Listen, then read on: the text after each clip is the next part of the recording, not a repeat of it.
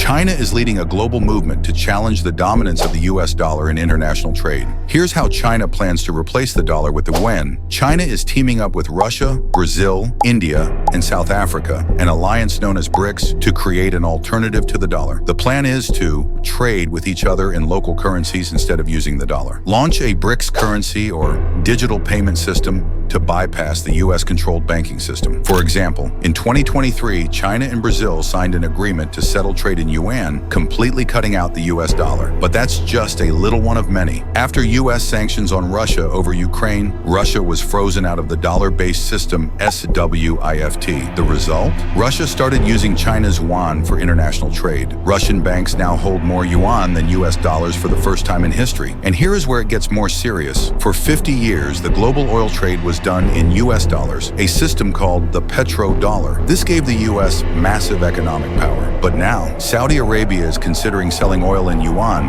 instead of dollars. China, the world's biggest oil buyer, wants to pay in its own currency. In 2024, Saudi Arabia's finance minister said they're open to trading in non-dollar currencies. If oil sales move to yuan, the dollar could lose its global grip. Is the US dollar in danger? If major economies keep switching to the yuan for trade, the US could lose its global financial dominance. Will the yuan take over, or is the dollar still too powerful? Because